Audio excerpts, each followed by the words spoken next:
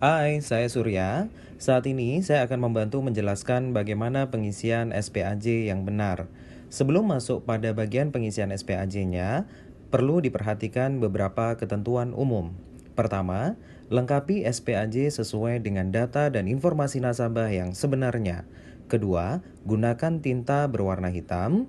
Ketiga, tulis dengan huruf cetak. Dan keempat, jika terdapat kesalahan, coret pada bagian yang salah dan lengkapi dengan paraf dari calon pemegang polis. Lalu, jelaskan perubahan tersebut pada form instruksi khusus berkaitan dengan pengisian SPAJ. Jika kolom perubahan pada SPAJ tidak mencukupi, tuliskan pada lembar AOA ya. Pada bagian pertama, tulis nama Anda selaku RO atau CS, kode Anda, nama cabang, kode cabang, dan nomor CIF nasabah. Ini adalah bagian yang wajib harus diisi dengan benar ya. Bagian A, identitas calon pemilik polis. Lengkapi data nasabah sesuai dengan dokumen identitas yang dilampirkan seperti KTP, SIM, paspor, atau KITAS, dan juga akte kelahiran. Pastikan semua bagian diisi ya, termasuk alamat email nasabah.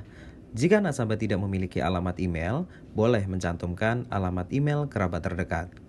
Bagian B, identitas calon tertanggung. Pada bagian ini, hanya diisi jika pemilik polis dan tertanggung adalah orang yang berbeda. Isi sesuai dengan data tertanggung berdasarkan kartu identitas seperti KTP, SIM, paspor, KITAS, akte kelahiran.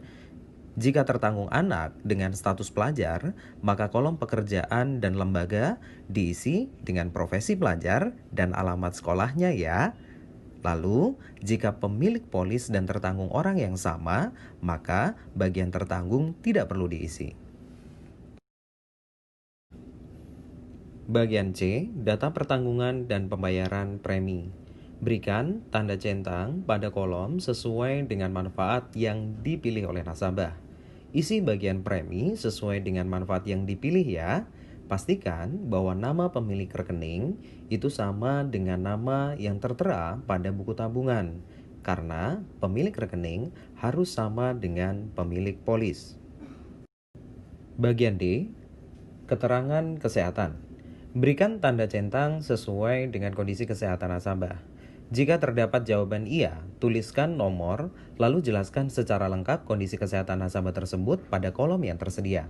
Pastikan bahwa nasabah menandatangani kolom pernyataan terkait pengisian data dan juga keterangan kesehatannya. Bagian E, data finansial.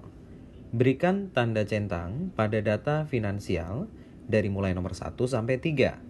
Tulis total penghasilan bersih per tahun ya pada nomor 4. Mohon diperhatikan bahwa pada bagian 4 yang diminta adalah total penghasilan per tahun, di mana berbeda dengan permintaan info penghasilan pada poin 3, yaitu centang penghasilan per bulannya. Bagian F, penerima manfaat. Lengkapi semua kolom penerima manfaat sesuai dengan data yang dilampirkan ya. Catatannya, penerima manfaat itu harus memiliki insurable interest dengan tertanggung atau pemilik polis. Contohnya, jika tertanggung menikah, maka ahli warisnya adalah istri, suami, dan atau anak. Jika tertanggung tidak menikah, maka ahli warisnya orang tua dan atau saudara kandung ya. Jelaskan dengan lengkap hubungan dengan tertanggung, kandung, tiri, atau angkat. Lampirkan kartu keluarga sebagai pendukung ya. Bagian G, instruksi khusus berkaitan pengisian SPAJ. Bagian G, pernyataan dan kuasa. Pada bagian ini, lengkapi kolom rekening pemilik polis sesuai dengan data yang tertera pada rekening buku tabungan. Lalu, tanda tangan sesuai dengan identitas ya. Catatannya, tanda tangan pemilik polis dan tertanggung serta penjual wajib diisi. Lalu, tanda tangan orang tua atau wali itu hanya dilakukan jika tertanggung berusia di bawah 17 tahun. Nah, itu tadi cara pengisian SPAJ-nya. Gampang kan? Selanjutnya, ketentuan tentang scan dokumen. Resolusi 200 dpi, warna hitam putih, ukuran dokumen A4. Untuk ID seperti KTP atau SIM, diperbesar 200% ya. Format filenya PDF atau TIFF atau multi-page TIFF. Posisi dokumen itu harus portrait, scan tidak boleh miring. Urutan scan dokumennya adalah yang pertama, formulir daftar kelengkapan SPAJ atau checklist. Kedua, SPAJ sebanyak 6 lembar.